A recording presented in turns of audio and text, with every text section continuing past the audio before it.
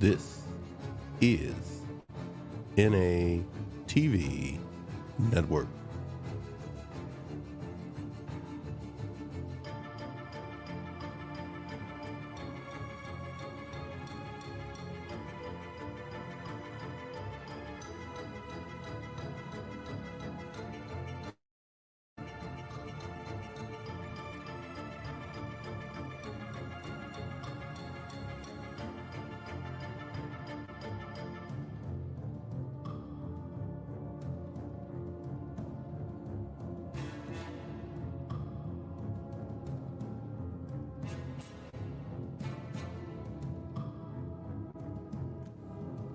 Okay, everybody, if you're able to join us, great.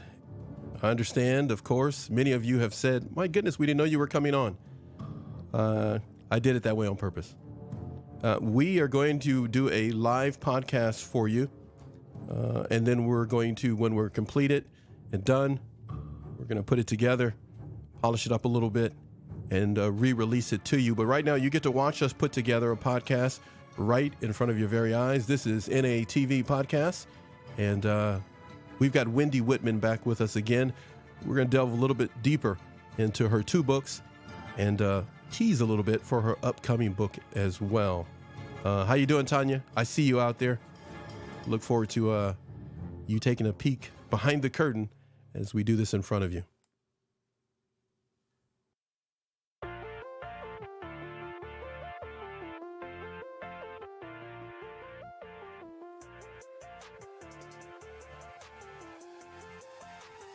I know you're out there somewhere, Wendy.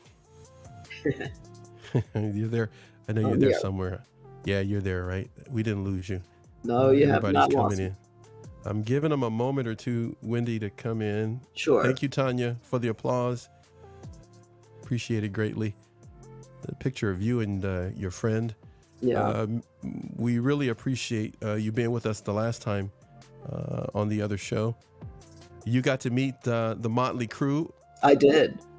And they had a ball. And you also got a chance to meet with Warren and Susie with a Z as well. Yes, in person. Yeah. You're getting love on the screen already. All right, everybody, we're going to jump into podcasting, and you're going to a number of things that we're going to talk about. Feel free to chime in the chat if you like. Let's get to it.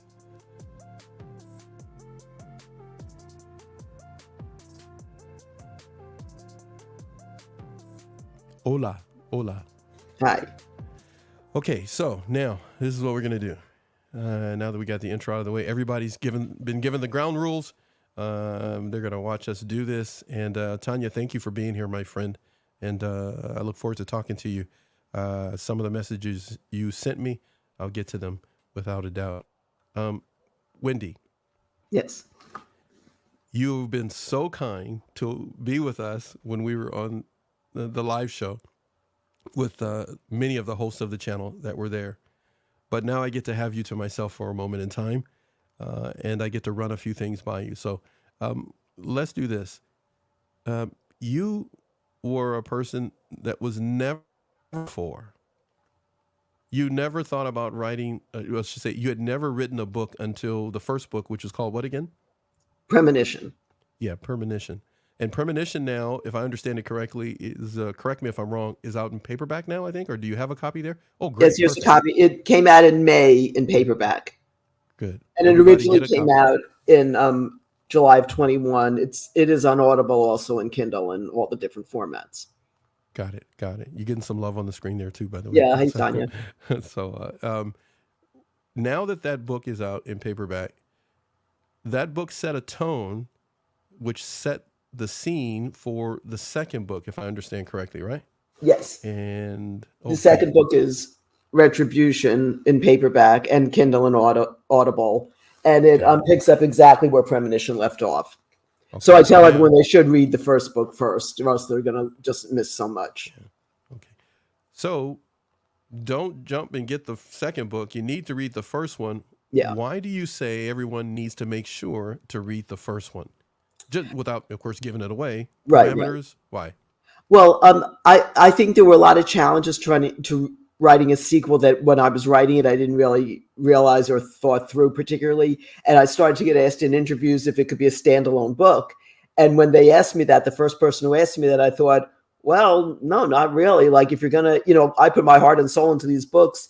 If sure, you could pick it up and you probably piece together, but you would be missing. So like coming into the middle of a movie or something, you're just not, you know, getting it. So I started to be honest. I said, yeah, I guess you could read it as a standalone, but you're just going to miss so much. You're just not going to. And everyone I know personally, friends of mine and people I know who read the first book, just are absolutely love the second book, and they love it even more than the first book, even though they love the first book because it's much more of a thriller and twists and turns and all of that. So I think I realized that writing a sequel, especially one that literally picks up exactly in time from where the first book ended, it is very important to read them in order and to make sure you read the first book. Now, in the first book, how many chapters are in the first book? I can look right now. I think 22, could, please. I believe. Yeah. I think it was 22. I'm pretty sure. Wow. Okay. Yeah. Oh, I'm looking through. Yeah, it was. Hang on. Yeah, it was like 22 chapters. Okay, 22 chapters. And hold on a second. I've got the second book here in front of me. You've got you got 21. Nope. 22 and an epilogue. Yeah, there's the epilogue. Okay, so this is the second book here. I'm looking at. I'm looking at on my. Yes, 22. See 22. Got it. Okay, so for the first. In the first book, with those chapters setting in front of you, well, they weren't chapters maybe when you were going in the process, but they became these chapters. Yeah. Well, actually, Tanya's okay. Here we go. I said what I wasn't going to do. I love the book Tanya series. Got a question?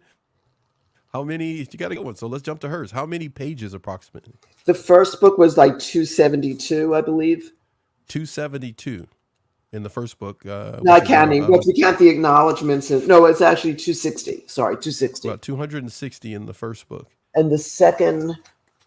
These are the things authors think about. That's all right. They are. Great question, Tanya. Great question. Good question. The second, including everything, the acknowledgments, was 274.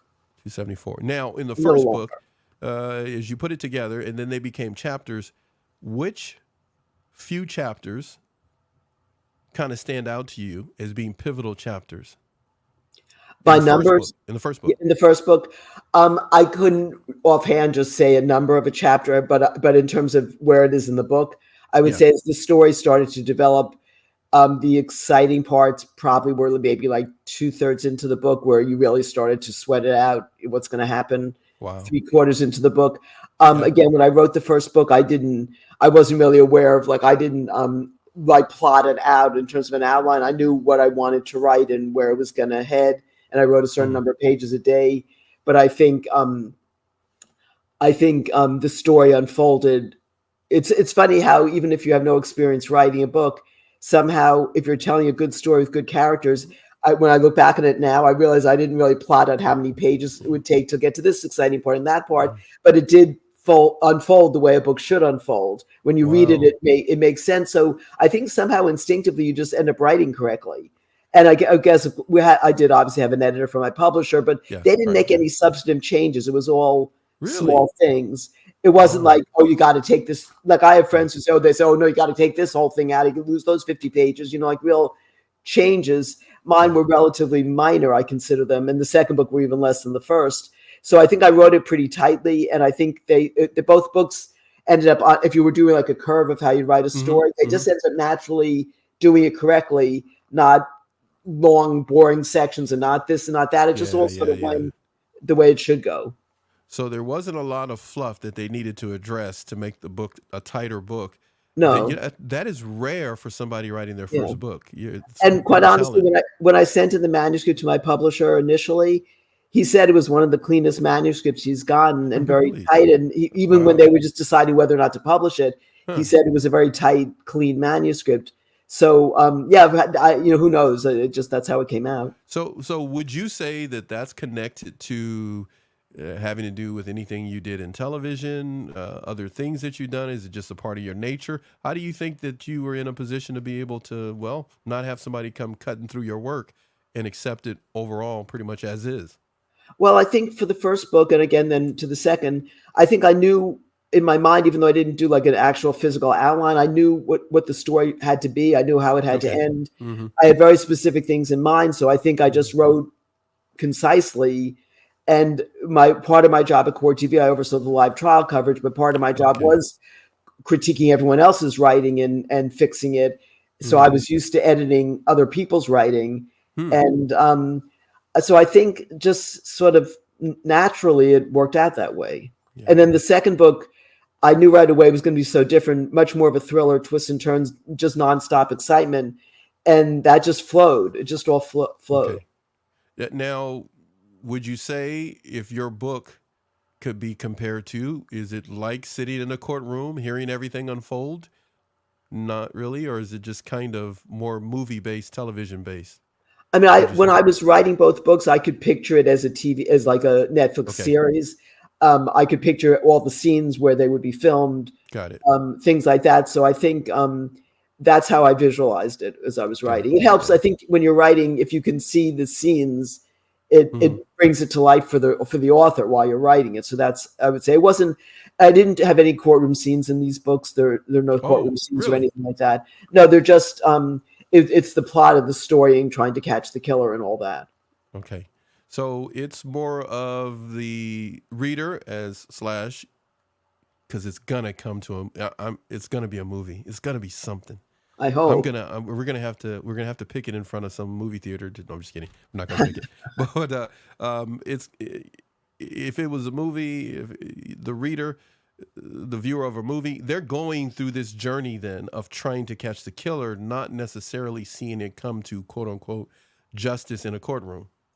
Right. I don't want to give away too much for the second book, but it's more of a thriller in terms of okay. All right. And the investigation and all that. Okay, so we'll stop there. I don't want you to keep. I don't want to. Yeah. And so when it comes to the first book leading into the second book, there were certain landing spots you had to make sure that you stuck on that would connect it to the second book. Right. Don't tell me what those are. So I'll just leave one at because of course I'm still waiting for Warren and Susie to bring us our signed copies. But anyhow, what I was going to say is they have signed copies. They both believe me, they rubbed it in. Trust me, I already know. I know. They saw you on that Wednesday. Was it the next day? Yeah, it was the next day. Yeah, do it that night. But the next day, I didn't wait for them to reach out to me. I think I nagged them and go like, so how was it? Plus, they had pictures up and everything that they took with you and everybody else. But when it comes to the second book, let me just put this up right here. So when it comes to don't want to know until I read, she's got her hands over her ears. She doesn't want to know until she reads it. So when it comes to the second book, Retribution, right, it really opens up what was kind of left unsaid in the first book. But in actuality, you have a third book in mind. Yes? Right. So wow, that's like you're doing like triple duty. Yeah. So I could have, I guess when I look back on the first book, I guess I could have just written the first book and ended it, but I knew I wanted to. I knew I had to write a sequel. I just knew I had to. And then when I finished the second book, I realized I had to write the third book, and I did start writing it immediately because I got some ideas and I just wanted to get something down on paper. So I felt like the third book was like alive to some degree, and I haven't had any chance to write right now because I've been busy promoting the books. But I think the third book will round out the whole cast of characters and the whole story. I have some general ideas of what to do. I've written about 30 pages, not necessarily sequential pages, just ideas I had. So I think, I left certain clues and things at the end of the second book that I think will fit in nicely with the third book. I just have to sort of get organized. This one I may have to do more of a semi-loose outline because there's specific things from the second book that I need to bring into the third book correctly. So and I have a bunch of different plot ideas. So I think and where I would set it and stuff like that. So I'm sort of excited because it's going to be, each book had a different impetus for it. Sort of the first book, I knew what I wanted to do. The second book became much more of a thriller. And the third one, I feel like is going to be a very interesting writing experience for me. Okay. Now, when it comes to the dedicating the books. Both books were dedicated. Yes. Yes. The first book was dedicated to my family's dog. Yes. Yeah. Right. Yeah. And I'm sorry. The dog's name again was Obelus.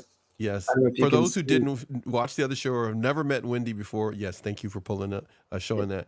Second book, the second book for I'm reading this off. I got it up here on the screen. For Tracy Paulus, Channon Christian, Right. and all the others.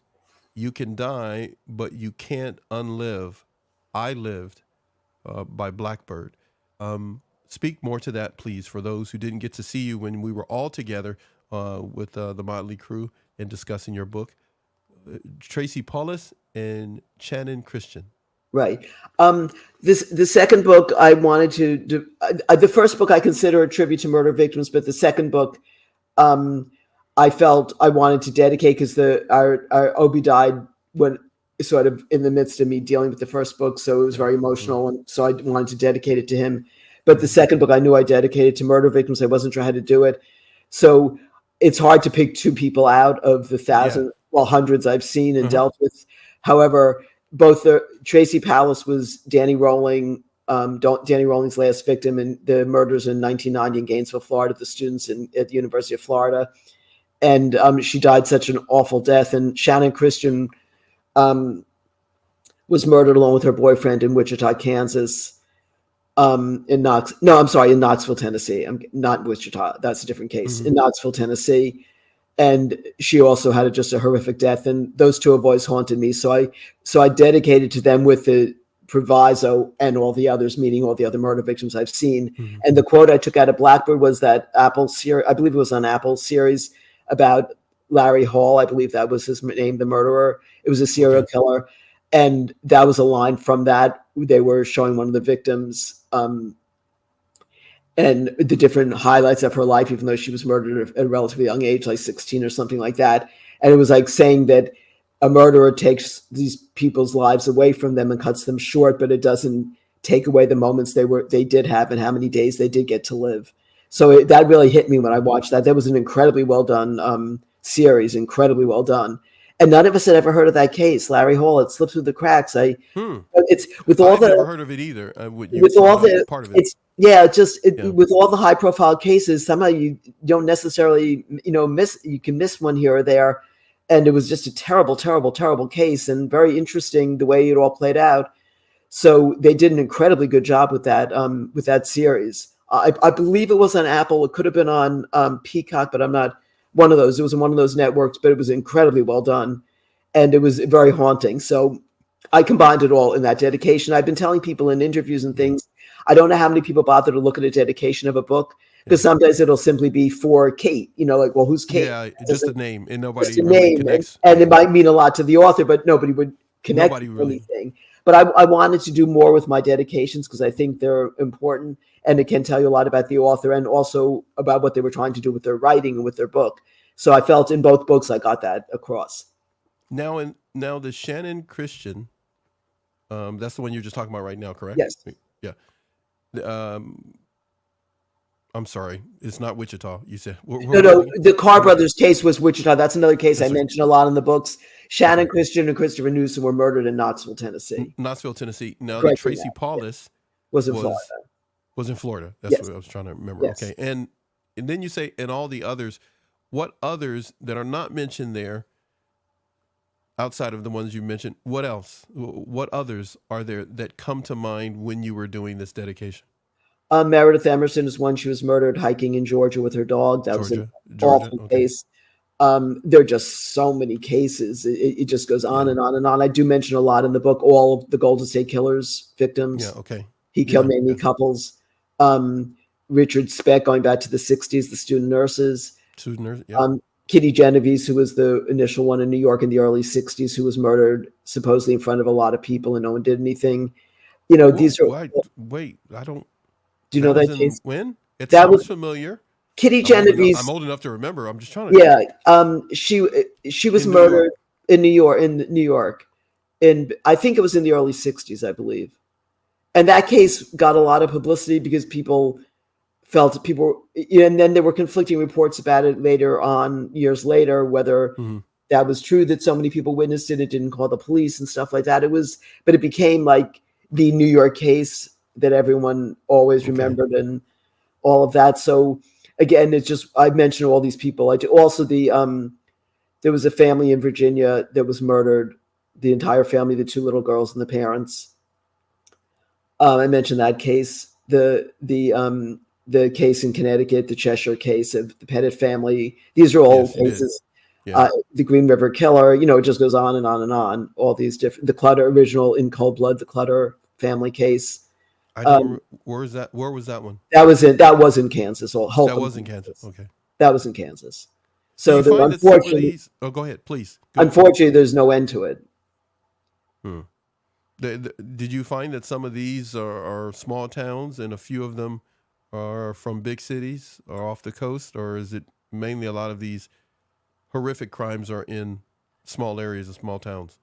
They're everywhere. You have look at Newtown in Connecticut, which is a sleepy little town where all those children were shot to death, and Cheshire is a very quiet town. These are Connecticut cases that the Pettit family was murdered. Holcomb, Kansas was they lived on a farm. Then you have Knoxville is more of a city. Wichita's more of a city.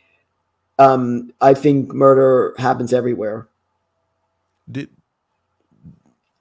this information come to you because you're connected with the Court TV aspect, or are these things you have to find out through book club? I mean, what did you call it? The book writers in Connecticut. You said there's a club. So do you share information with others, or is the police scanner? I mean, how do you find this information that you may be getting a hold of now? Well, I think most of these cases were cases that I knew about when I was working at Court TV that we either covered or heard about. Some, like the Larry Hall case that I had not heard about, I saw from the series on TV. The Golden State Killer, when the case broke a few years ago, he brought that to my attention again. So it's a combination of things being in the news and also my personal experience covering certain cases. Got it. Now, Wendy, here you go. Tanya's got a question for you. I'm going to go back to it. It's up here. Wondering, Wendy, or in other words, do you write the drafts out longhand or type? And, I make notes by hand, but I type on my laptop. But I used to pull over and type in notes in my phone if I got an idea when I was driving and I had to get back home to write. But that kind of stuff, it was a combination. The actual writing was typing on my laptop, but I did make notes everywhere by hand. I do better by hand notes. All right. Now, she mentions that in Maine, there's always creepy things happening in their small town. There was a bed and breakfast murder. Probably now, it was when we were still at Court TV, which is that was back in 2009. So good 15 years ago, there was a bed and breakfast case where this the cook there dismembered and killed a bunch of the guests. Yeah, that was a terrible case.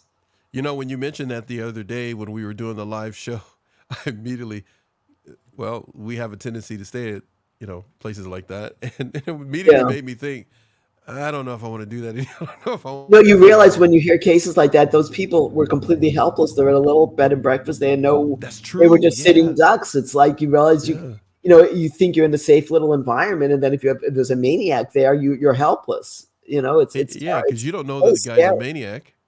Yeah. New England in general has odd things. It was what Tanya says. Did you do any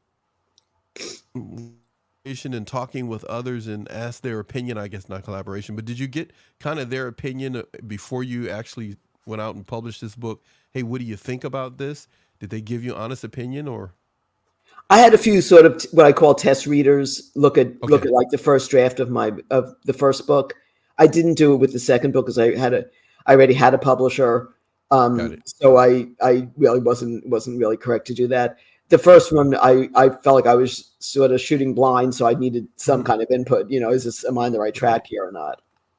This was a big hurdle for you to overcome, or this was a big puddle for you to jump over to step into becoming an author, or did it feel at some point as you were writing, this is something I can do pretty well?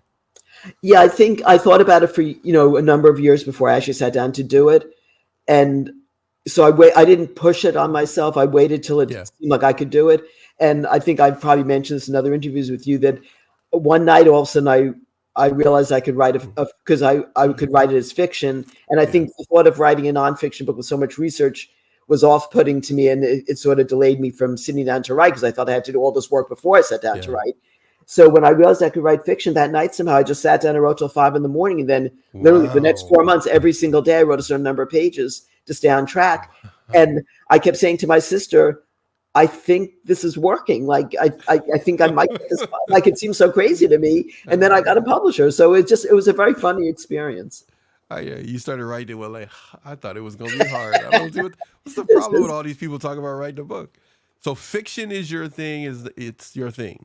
You got. Well, I do have a couple of ideas for good nonfiction books. I think I just wanted to. Okay. I think that initially I thought, I don't even know if I can write a book, so I'm not going to spend a year researching and then find out I can't write a book. So I did enjoy writing fiction. It's a lot of fun. I have so many different ideas for additional, murder books and thriller books. Yeah. But I do have one particularly really good idea for a nonfiction book. So I am grappling with, after I do the third one of this and complete the trilogy, I am considering switching to that nonfiction, because it's a very good idea, and I think it would be very well received. I'm with you, Wendy. You stepped in, you dominate, and you go like, okay, now what am I going to dominate next? So you're dominating this with a 3-book series. Yeah. Where do you see this being played out? Paramount Pictures, Warner Brothers. Is it on Netflix? Where do you see it? Apple TV? I would like it on anything like Apple, Netflix, any Hulu, any streaming service. I don't see it as a movie. I see it as maybe like a 2-season limited series, something like that. Okay. All right. Got it. So you should just produce it yourself then, huh?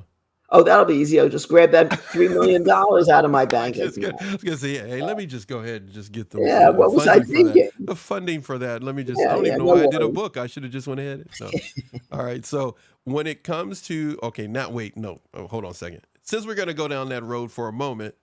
So main characters in each one of the books have different main characters and people that the reader follows.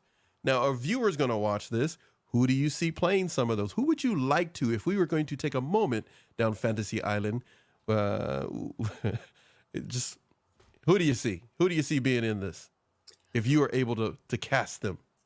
I've grappled with that, and I changed my mind a lot. I thought Jeff Bridges might be good for the detective. Okay. Oh, okay. Because he is a bit older, the detective character I have. The Private Eye, former detective Private Eye. For some of the other characters, I thought Bryan Cranston might be good for one of the detective's fathers in the second book. And then for some of the other characters, I keep vacillating. I'm not really sure. Okay.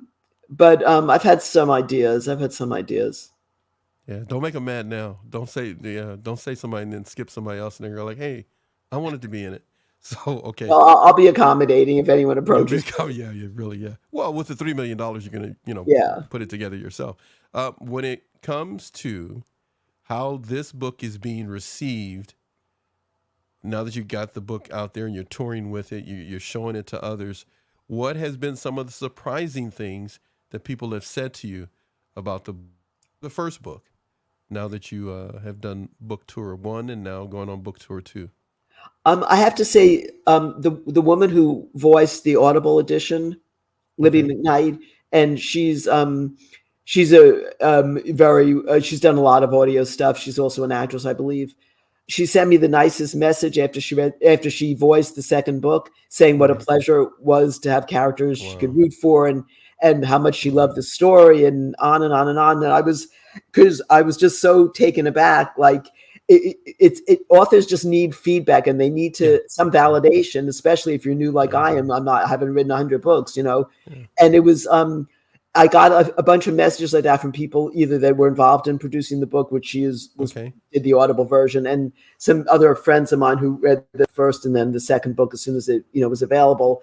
And they all gave the same kind of input, how much they liked it. And and in different ways. And it was very, it made me feel really good. And it's very motivating. You can get very demoralized doing this. It's a very tough road, marketing your book and trying to get noticed and all of that. So it was very nice. And it was from people I trust, and they were giving me the straight scoop, and that they're very smart. And so it was very validating.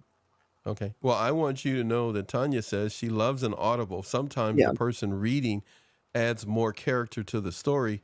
Yeah. But you've got to give us an opportunity here on NATV. I'm going to have to get the Motley Crew. All of us are going to have to do I'm going to have to send you an invite or give you an invite to a special evening where we all sit around, and I'm going to put on this fake fireplace on screen, and we're going to all talk about your book, and you just get to sit back and listen to us talk about. I would love that. That sounds like so much fun. Idea right now. It just popped into my head. That sounds like so much fun. So much fun. Well, yes, I'm in. Those, you know how they have those fake virtual fireplaces with the crackling noise and the whole thing? That would be great. And we all have both copies, but there's 6 of us all together. Well, actually, there's more hosts to the channel. You just haven't met them yet. If everybody has it and we all come, it's almost 10 of us now. And we all come on, and everybody, one part of the group has the first book, and we literally take the audience, or at least our audience, our viewers, and over 600,000 viewers, we take them through this timeline from book 1 and just give them an overview. And then tell them, of course, to go pick up a copy of the book. Anyhow, that just popped in my mind. We should do it. That is a fantastic idea. I will do it in that a heartbeat. I just got to make sure everybody's got to get the book and have it. I'm going to give everybody 10 days would be good enough. 10 days, everybody's life is busy. 10 days for them to look over the book, put their stuff together. Nobody knows what anybody else is going to say. So it makes it better if nobody knows what anybody's going to say. It's the same thing when you came on the show. When you came on the show, they were ready for you. Yeah, so they did their own work. You didn't meet. Yeah, that's right. When you came on, you didn't meet Susie Miller, who's the director of our channel. She sent out the information. Everybody come up with stuff. Nobody needs to know what everybody else is doing. And then just do it. And that's why when you came on, it was like an onslaught, and everybody wasn't even there. Everybody that's a part of the channel would have loved to have been there, but we only went with that smaller group. But I think that would be just fun. That would be so much fun. So cool. So much. I'm in. I am in 100%. Okay, consider it done, because awesome. We would have you, if we were able to all be. I want you out here. We get out to the studio in California, either in Malibu. I'll be out. Ventura. I've already mentioned it to a few of the not members, but the hosts of the channel. If they're able to come out, that would be so good, because we would make sure to have one of those fireplaces that I'm talking about, and we'd have it right there, and we'd do it, and we'd all have chairs and be comfortable, and we put that would be even better. And the engineer that we would be using, he would love that too, because he would love that, because I'm quite sure he's never had that in his studio before. So that would actually be really cool. And we would stream it out. We would stream it out so everybody would be able to see it. Now that I put it out there, I got to make sure I lock this video away so that somebody else that's going to have you on the show doesn't steal my idea. But what I was going to say, great idea. Tanya says, I just got to put this up. I close my eyes and see the movie. See, I did too, Tanya. I have to admit, when I saw Retribution and you had it out, I was like, man, both of these have got to be movies, because I know my daughters and I would see it. Of course, we would watch it with the lights on. But Tanya says fireside reading. Yes, that's what we would do. That's a matter of fact. Thank you, Tanya. That's what I would call that episode, fireside reading. That's great. We got nothing but book readers as hosts of the channel. Anyhow, they all read books and stuff. So that works pretty good. And Jared Jared's in love with you, first of all. Well, everybody is, but Jared finds this whole thing you're doing because it's all fascinating. Yeah. But he also really locked into what you were saying, and I'm going to segue to this. We'll get back to the book in a second. But what you were saying in the show, and if everybody hasn't got a chance to see it, feel free to take a look at the complete show. The only way for you to see the complete show as of this moment is you would have to be a member of the channel, and that's for $3.99. But there are of the show. There's 2 of them that are on our channel for you to watch. I got a copy to be sending to you, Wendy, but I'm polishing it up first before I send it to you. I'm cutting out all the fluff from a live show and condensing it so it's easier for you to do it. But what I was going to mention to you is you started talking about the animals in China. Am I saying that right? Is it China? Yes. Okay, Yeah, right. In China. And could you touch on it briefly for those who have sure. not seen the complete show? What is it, that particular cause that you were talking about? Um, I've been getting involved with organizations that are fighting the dog meat trade mainly in Asia. And one of them, China Rescue Dogs, has set up a facility at LAX that will process the dogs for less money and expedite getting them in, because there's so much bureaucracy involved in getting them in, both on China's end and the United States' end. Mm-hmm. So that's why I said I'll be out in LA, because I've been there twice already, and I Yeah. plan to go out hopefully again in November to meet the next Okay. transport. All In right. addition to that, I've donated to several other organizations, and one, Network for Animals, just did a post about there's an area outside of Athens, about an hour outside of Athens, where people dump their dogs, and these dogs are all starving, and in the winter they have no shelter. So I just donated specifically. They were raising money ahead of the winter months for those dogs, and when you see the videos, it just breaks your heart. It really does. And also in South Africa, I had donated through them, because there's about 1,000 dogs there that are all basically starving, that are dumped in another area outside of Cape Town. So unfortunately, there's so much animal abuse. When you start to get into it and look into it, it just becomes like an endless, bottomless pit of it. And it's so demoralizing, because so you have to take the attitude, be a small part of a big problem, and any single dog you save is better than not saving it, because if you just looked at the whole thing, it's so overwhelming that you would do nothing. So my focus is any dog that gets saved is better than not saving it, and that's what you have to do. So I feel like I have to do my part. Yeah. Well, much can be said about you doing your little part. It's helping a great deal for that particular dog that you were able to save and protect. When it Yeah. comes to the victims of the crimes that you know about and got to read over, being a part of Court TV and actually being a courtroom, or see take place as a part of Court TV, there are many there. What do you say are some of the common things the victims had in common? Anything offhand or nothing at all? I would say just the victims overall that we saw. I think that killers take their opportunities where they can, and I think I don't know statistically which demo gets murdered the most, Mm-hmm. and whether it's they call them intimate crimes when the killer knows the person. Okay. They call them stranger crimes when they don't know the person. Some of the bigger serial killer cases, I don't think any of them knew their victims. I think they stalked them, like Joseph DeAngelo, the Golden State Killer, would target. He would pick a house that was not on the corner, that was like one in. He had a criteria for which house, and then he would stalk these people for months, even get their routine down, break into their homes when they weren't there, and hide the stuff he was going to use to murder them. I mean, it was so creepy. Then he'd call their phones after he killed them. I mean, these are really sick people. So I think that, again, anyone can be a murder victim if you just have bad luck. And a lot of people have you get bad luck and you just come across the wrong person, or they come across you. But in terms of the victims, I think there's certainly a lot of young women who are murdered, but there are plenty of men who are murdered. I don't have the actual stats on me, but I think it's more the mentality of the killers and how they go about looking for opportunities. And that's why I tried to bring out safety tips from each case, that I put the true cases I put in these fictional books.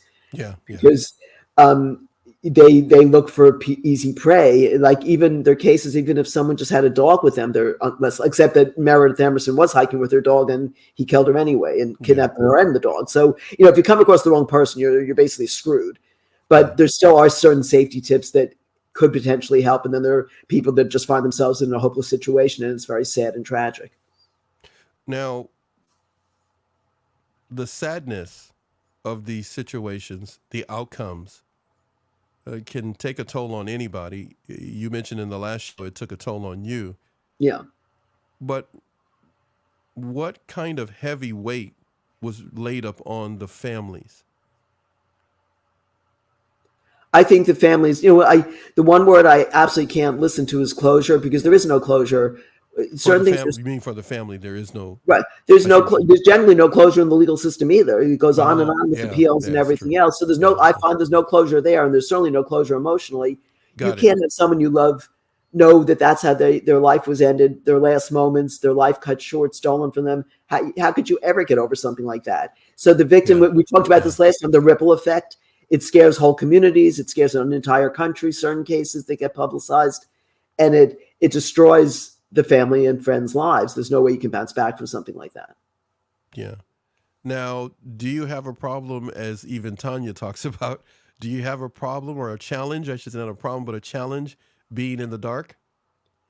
No, I think I just when I think about certain cases at any time of day or night, it especially the Wichita case, the Carr brothers and Shannon Christian's murder, it freaks me out. It does. It's just and after we covered, or well, we didn't completely cover those cases, but once I knew about them and we had looked into them and everything, I couldn't sleep at night.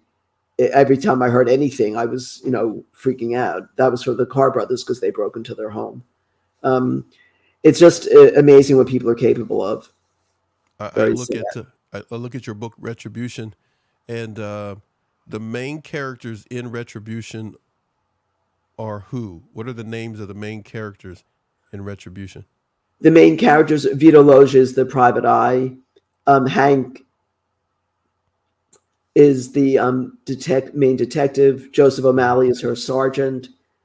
I would say, and then her father, Henry Nowak, is a big character in Retribution. Now, in Premonition, who's Cary Macon? She's the protagonist, and she's the one who starts to hunt down the killer. Okay. When it comes to, oh my goodness, there's so much I want to do, but I'm not going to do it. I tell you, Hi, Sarah. reading this is something else. Sarah's here. Thank you, Sarah, for being here. As we're doing this live podcast for you. Normally we do this with no audience, but you get to kind of watch us do this, and then I, in turn, take it, do post-production, clean it up, edit it, put it together, and then we put it back out there. But right now, you get to watch this until we lock it away. It'll be a part of our members-only package. Tanya's got something else to say. What's Tanya saying here? I have such an active imagination that I frighten myself many times reading in the dark for hours. Wow, you're a brave person. Yeah, my daughters love books and stuff like that. I've gone through my stint, but I tell you, if it's scary, I'm not reading it in the dark. You're a brave person. Our imagination can get us, right? Yeah. But we're talking about real crimes here and learning from these true crime stories. Yeah. And what has taken place, sad to say, disgustingly so to other people, innocent victims. Yeah. Sarah, thank you for being here as well. Now, I'm looking at this, and oh my goodness, there's something I want to say to you, but I'm debating whether to say it. Just your writing style, I can't give it away. You guys got to get the book. You got to get the book. Put the pizza down, put the 2 pizzas down, and go get a copy for yourself and someone else. Okay. Sarah, thank you, Sarah, for saying that. Sarah says, thank you for the live stream. Yes, every now and then you'll see myself come on in my podcast part and do it live in front of everybody else. But there are plenty of shows that we're doing with no audience. We just haven't released them yet. And maybe, because these are done differently than with no audience. So, Wendy, you're getting the light version today. Because if I had no audience, I'd be asking a lot of stuff. Now, when we were doing the first one, I'm going to go down this road. What did somebody say here? They're telling you what? Stephen King is really good. And there are some. Yeah. My first. Oh, no. I got to ask you this. Now, let me see if I can do it. We're doing this here this way, so I can go over here. I'm going to put something up. Let me find it here. Okay. Let me find you. You're right there. Nope, that's not it. Hold on a second. Dun, dun, dun, dun. Dun, dun, that's not it either. I literally can't find you. Dun, dun. Oh, wait. Hold on a second. Dun, dun, dun, dun. All right. Not going to find you. You guys get to enjoy this again live. Here we go. I don't know where you're here somewhere. I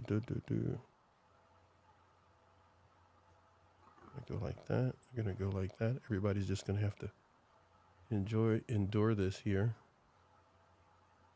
I'm gonna go over here. And this is your Instagram. Can everybody see that?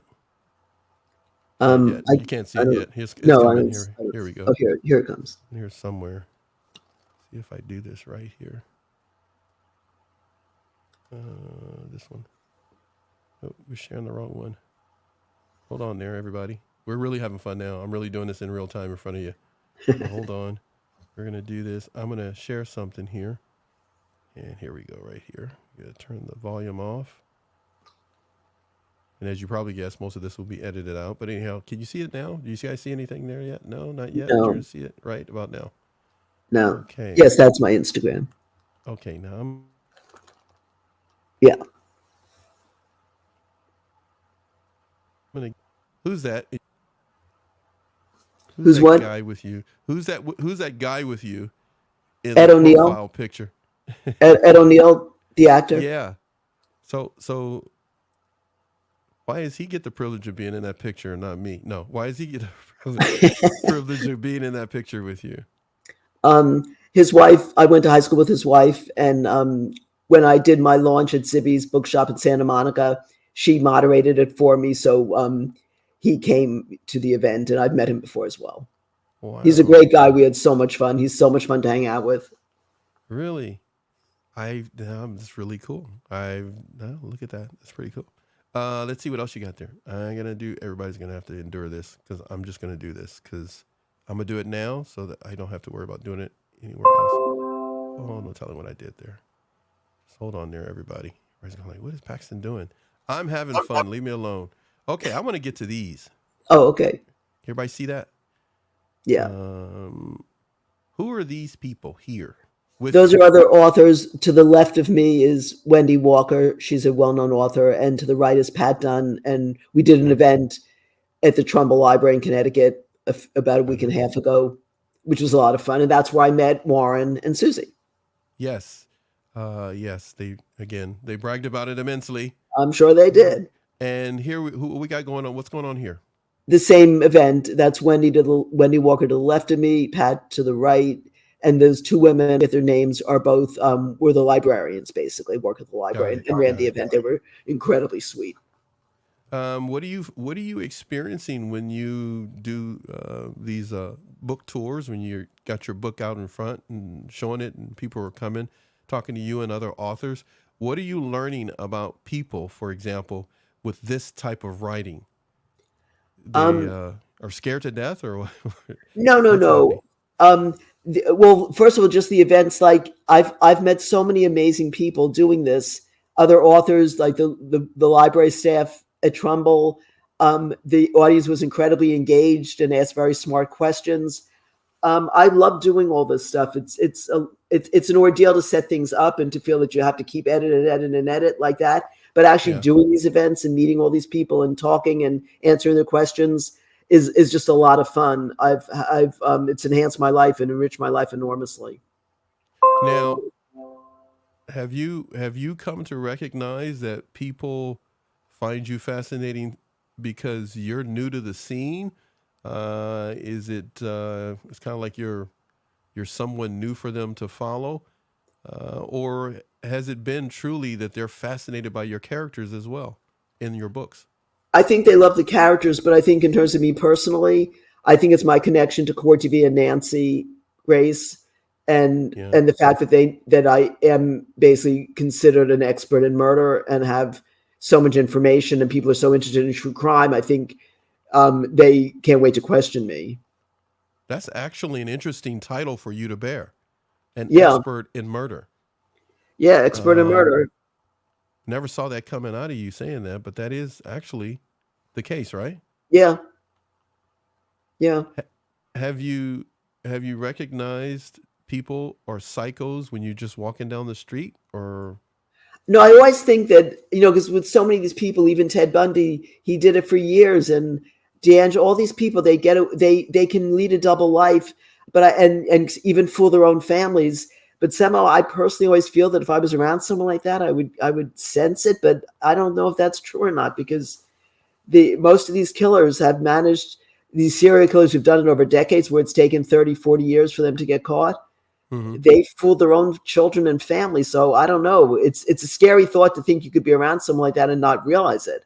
That's what's scary to me, because people always think, oh, it's the creepy guy that's the killer. That's not necessarily true. It's usually the smooth talking, psycho we've got to look out for. That's what I picked up when you were bringing that to our attention in the last live show that we did together with everyone, is that it's not always the guy that everybody's right. And I said that also led that in movies used to show the killer is always this creepy kind of a weird thing. Now they have you where it's the cool, hip, good-looking guy who's getting all the girls, and he's the killer. So I feel like the fictional TV stuff has caught up with real life.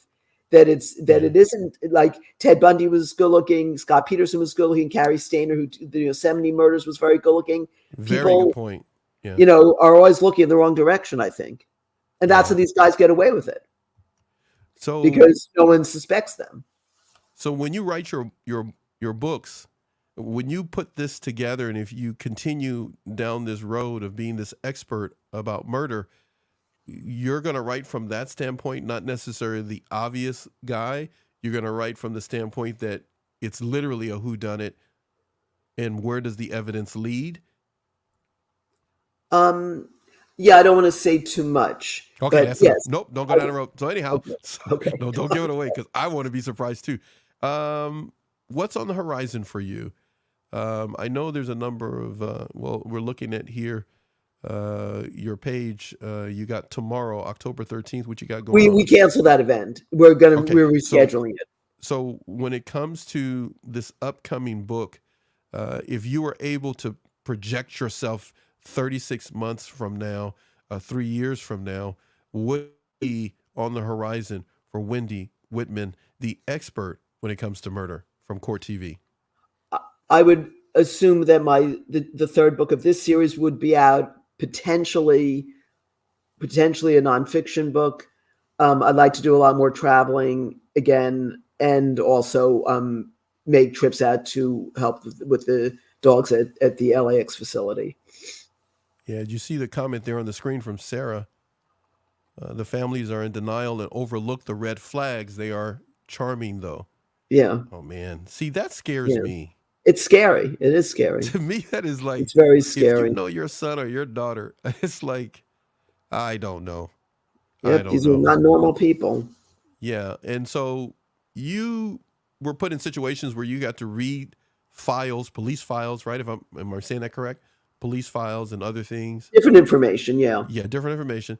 So you got to see these abnormal people. Yeah. But yet at the same time, they're trying to proceed or come across somewhat normal to try to get off from being put to death or they got a lawyer that's trying to, what? How would you describe it? I think, like take Joseph DeAngelo, the Golden State Killer. It took 40 years to arrest him. When they were tracking him, after they realized it was him and they started to track him, he was on his he's in his 70s, but he was on his motorcycle and, tearing up the town. And after they arrested him and he went to his first court hearing, his lawyer had him in a wheelchair and tried to portray him as this frail, it was so ridiculous. And the cops gets up there and says, he was on his motorcycle 3 days ago. It's like, give me a break. Yeah. They just have no shame. It's just ridiculous. That's actually what I was trying to say. You said it's so much better. They have no shame in the way they're trying to put across their client, but in actuality, actually, let's see here. Sarah says it. The mask they wear, essentially. They have this mask, in the mini mask that they wear, Tanya says, and then Sarah says again, quote unquote, family man. Right, family man. I'm thinking of Scott Peterson when you said that. And he's not the only one. I mean, there's many more. That are portrayed as if they are just these family men, and I don't know what life. It's like, okay, that's not true when they find that out later. Wait, they were tracking this guy for 40 years? Well, it took 40 years from his first killing to arrest him. Wow. That's crazy. Yep. Who's Joseph D? Joseph D. She means Joseph DeAngelo. Oh, DeAngelo. Oh, okay. The Golden State Killer. Yes, got it. All right. Yeah. Now, when it comes to what you're going to do in the future, we'll all find out. What I Yeah. want to be able to do is put into place what we touched on about what did Tanya call it? Fireside reading. Yes. So I'm going to I look to love try it. to do that. Everybody's hearing this now. Keep it to yourself. Don't let some other channel find out that it's going to happen. Then they're going to snatch Wendy up. They can go do it with somebody else. They just can't do it with Wendy. It's forbidden. So thank you for doing this today. I really, truly appreciate it that you spent My time with pleasure. me. And I Always got to fun. keep you to myself. No, I'm just kidding. So Always you fun. haven't got a chance to meet Susie yet, Susie No, I Miller. haven't. I want to put something together, and when you have time in your schedule, I'll reach out to you and let you know when. Absolutely. I just got to talk with Susie because she'll get a kick out of being able to spend time with you as well. She felt Yeah, really no, I bad she love it. wasn't able to be here for that particular Yeah. show. Thank you for doing Anytime. this, everybody. Anytime. Again, this is a podcast thing, so we just it's not like a regular show, even though you guys got to chime in. And I'll put this together. I'm sorry I was cutting you off there. I didn't truly mean to do that. But what I was going to say is anything else that you want to tell everybody that's here that you like to ask, scare them into buying a book? So No, I think anything. that I don't think. I mean, to me, the books aren't scary because I've Yeah. just done this for too long. Yeah. But there are a thriller, and I think the when you read the first book and then get into the second book, you get so involved with the characters and you're rooting and cheering on for the right person and seeing what the killer's doing because it's written from the killer's point of view. That Yeah. I think it really does engross people. And No, I'm laughing because no, of what I Wendy is read. out at NATV. I'm trying to be serious while you were talking, but I just read it with Tanya. That made me laugh. I'm You got to sorry. I fax me a apologize. contract. You got to fax me Yeah, a contract. I know. There you go. Hey, we can My work on pleasure, that. Believe me, we can work on that. But I just find that funny. She's a member of the channel. She's telling her all the other channels hands off. But I see what you're saying. Yeah. Thank you so much. I better go because if not, the chat will keep going and we won't be here. We've gone 57 minutes in doing this live podcast in front of you, as I've mentioned. And if you're new, passing through and catch this video on YouTube, we are actually streaming at this very moment to YouTube, Twitter, and Facebook all at the same time. So if you're listening and have never seen this before or our channel, we're doing this live. Normally we do this without an audience.